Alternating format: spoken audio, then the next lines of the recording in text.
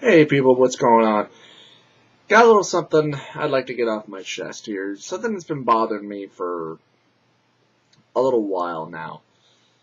Um, okay, so as we all know, and something that's no secret to really anybody, everybody has a difference of opinion.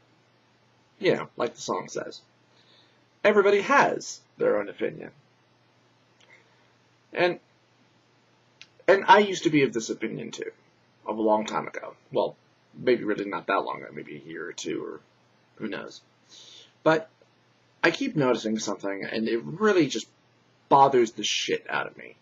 When you get an online personality, whether they're a critic or a reviewer, or they certainly call themselves one, where they have a movie that they like, or on the opposite spectrum, they have a movie or a video game or whatever form of medium that they like or hate, they always have this particular line that just drives me crazy, where it's, they love it, and if you don't, you're a fucking moron. Or, they hate it, but you like it, you're a fucking moron. I hate this concept. This concept just irritates the shit out of me. Because there have been many times where I have watched something, played something, or given something a try because somebody I follow, somebody I respect, has said, hey, you know, I really love this movie, blah, blah, blah, blah, blah. Like, last time I heard that was Cinema Snob really loved Ghost Rider 2, and I think I had rented it. I don't remember if I had rented it, because I know he saw it in the theater, but I rented it after it came out, and I had my doubts, because I saw the first one in the theater, and I really didn't like it. And I hated Ghost Rider 2. I thought it was worse than the first movie, which is an accomplishment.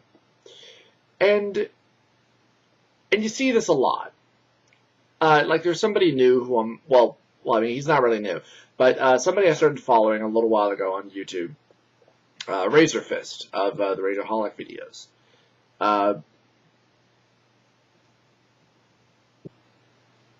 Okay. And so anyway, sorry for the interruption. So neither is that more apparent than when I started following Razor Fist or Rageaholic on YouTube. You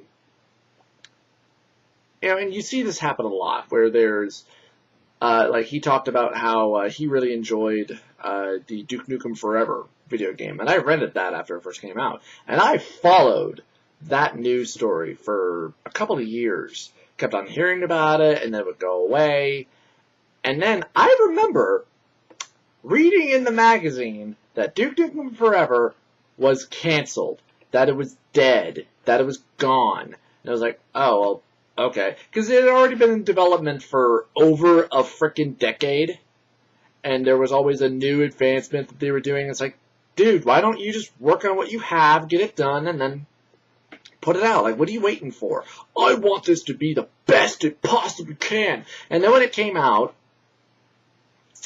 it took aspects from more popular current games at the time, tried to make really shitty jokes about better games, and, well, okay. Basically, what really kind of twists my tit is when somebody really loves a game, especially somebody who considers himself a critic, and I don't really consider myself a critic, but when they have the ego to say, oh, well, I love this game, and if you don't, you know, then you're a fucking moron, you know, and you don't know what you're talking about. I rented that piece of shit, and I played it for quite a few hours, and I got bored. Mostly because of the platforming puzzles, because, yeah, that's what you want in a Duke Nukem game, is platforming puzzles that go on way too goddamn long, and let's not forget about the little mini-car race segment that you have. Yeah, because that's what I want in my Duke Nukem game, is padding. That was what it felt like. It felt like really bad, boring padding. Now, the only other Duke Nukem game I had ever played before that was Duke Nukem 3D. And I played a little bit of it on the PC sometime after it first came out, and then on the N64 when it was ported. And I tried playing it on the PlayStation. The controls were awful. And again, you know, you see this, but you can see this sort of thing happen anywhere and everywhere. You know, I mean, it's not, just personality specific, but goddamn, I get so tired of it. And I had reached a point, in my opinion, where everybody's going to like what they want to like. You might hate it, but, and I can certainly see, as a, comedic performance or anything like that, to want to be, oh, hey, I hate this fucking game, and if you like it, then you're a fucking retard, blah, blah, blah, But it never feels like that is the problem. It never feels like a joke. It just feels like this person is just being a jerk. Just for the sake of being a jerk.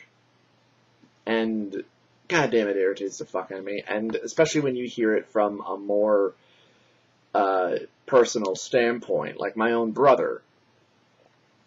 I really did not like Man of Steel. He liked it, and anytime I would try to, voice my opinion about why I didn't like it, he would just continue to say, "You're wrong. You're wrong." That's all there is to it, to a point where I'm tempted to say, you know what? Fuck you. I gave that movie a chance. I watched it from beginning to fucking end, and I did not enjoy it. At all. Get the fuck over yourself. Yeah, you can like it. That's perfectly fine. I'm not going to take that away from you. I'm not here to try to change your opinion. But goddamn, that shit pisses me off. It really does. Or, like, for a better example, I rented and played, and this is probably an argument I probably have had way too many times, where I played Red Dead Redemption and I did not enjoy it at all. I did buy it recently for about $20 or so used, meaning to try and give it a second chance. But I really did not care for the horse riding mechanics. And I especially did not like how for the first hour or so, it felt longer, where I didn't get to do that much. I got to ride my damn horse and watch some cinematics. And I got to shoot some horses and coyotes. Whoop-de-fucking-do. When does this game pick up? Come on. But yeah, I'm meaning to try and give that game a second chance, but I'm not holding my breath on it, and I'm pretty sure I might not still enjoy it. And I do like the fact that there have been a few other people who, hell, like Jeff and Jason, who came out and said, yeah, the horse riding mechanics in this game do kind of suck. It's like, thank you! Jesus! I nearly got into an argument with somebody on a forum post when I, mentioned that I didn't like the Red Dead Redemption horse riding mechanics, and somebody came in and said, oh, well, what, were you expecting to drive around in a car? Like, no, dickhead, of course I wasn't. It's a fucking Western, but what I would expect is some good horse riding mechanics. My problem with it was I was backwards, and it was just irritating, and it was different to a point where every other game that had any kind of horse riding mechanic where it decided to do something completely different. Either you go way too fast or you go too damn slow. And then you buck your horse too much or whatever and it kicks you off. It's a tad irritating. But whatever. That's probably an argument for another day.